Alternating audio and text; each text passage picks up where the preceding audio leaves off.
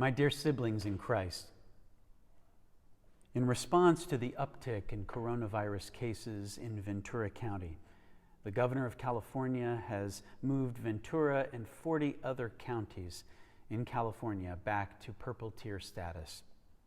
This means restrictions on indoor restaurants, movie theaters, and, yes, indoor worship. We've seen a dramatic rise in COVID-19 positivity rates throughout the United States in the last several months, and it was probably inevitable that rates would rise here in California.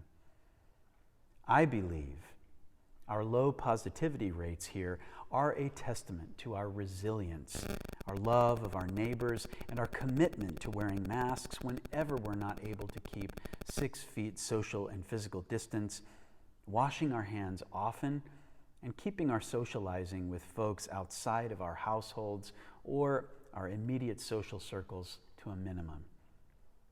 Now, this does not mean that the hard work of flattening the curve is easy. It is not. And each of us are dealing with the effects of going on 8 months of isolation and quarantining, and it takes its toll. Many of us are suffering from depression, anxiety, loneliness, and sadness, even as we persevere and make it do. We remain steadfast in remaining hopeful that we will be together, all of us together, very soon. Today's news that there are now 2 successful vaccines on the horizon, which show very promising results, is absolutely good news of hope, and it is worth celebrating. And yet, the reality is that these vaccines are not likely to be widely available until possibly late winter, and more likely the spring of 2021. So we still have work to do.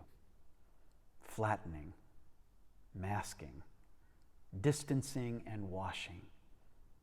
But there is hope on the horizon.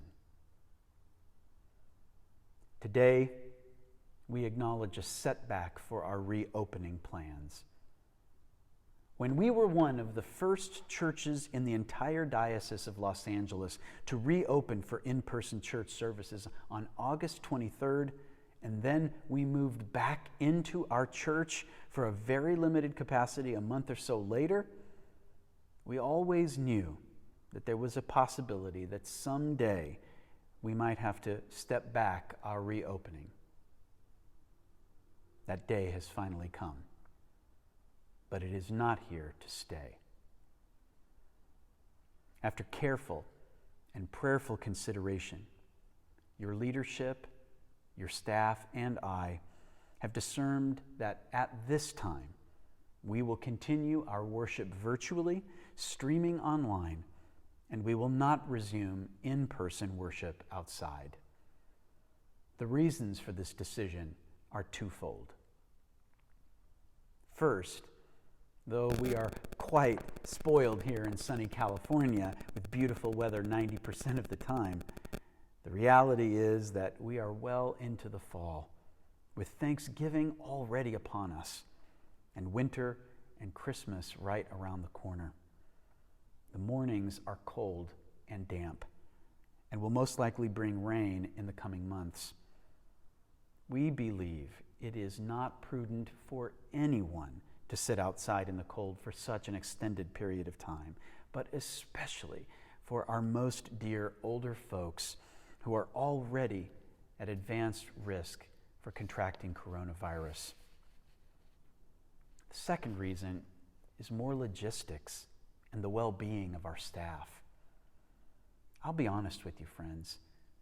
Your staff have been working diligently and tirelessly to transition to new ways of operating church, pivoting online for our common life, developing new ways of online giving, online classes including confirmation for both adults and our high schoolers, online godly play stories each and every week. The list goes on and on. The truth is, I am the only full-time employee at St. Patrick's Church. And for the rest of the part-time staff members, each one of our plates are full, and our cups runneth over.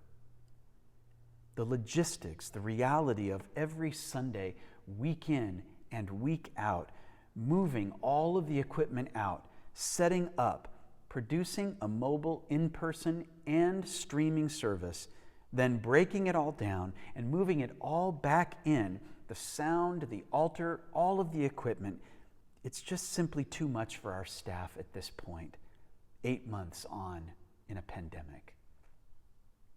And so I'm asking for your compassion. I'm asking for your understanding, for your patience, and for your support as we continue to navigate this brave new reality together. We will continue to live stream on Sunday mornings from inside the church and bring you the best quality liturgy the church can provide. I guarantee that. We will continue to share spiritual communion together and hope for a day when we can celebrate it in person and receive the Holy Sacrament together as a one body in Christ. And we will continue to love our neighbors by doing our part to stay healthy, stay safe, and flatten the curve. In the meantime, Steve, Susie, Eric, and I wish you and your families a very peaceful and thankful and healthy Thanksgiving. And in that spirit, we invite you to join us next Wednesday, November 25th at 7 p.m. on Facebook Live for a streaming, family-oriented Thanksgiving service for everyone. Look for more information to come. We look forward to a time very soon when we all can gather together again and celebrate God and one another in a holy rapture of love and joy. Until then, we will persevere. Until then, we stay resilient and we make it do. In closing, I offer a prayer of thanksgiving to you, a prayer acknowledging the radical acceptance of what is and what is yet to come for all of God's people. This is from the New Zealand Prayer Book. Blessed are you, God of the universe. You have created us and given us life. Blessed are you, God of the planet Earth. You have set our world like a radiant jewel in the heavens and filled it with action, beauty, suffering, struggle, and hope. Blessed are you, O God, and all the peoples who live here, in all the lessons we have learned, in all that remains for us to do. Blessed are you, because you need us, because you make us worthwhile, because you give us people to love and work to do for your universe, for your world, and for ourselves.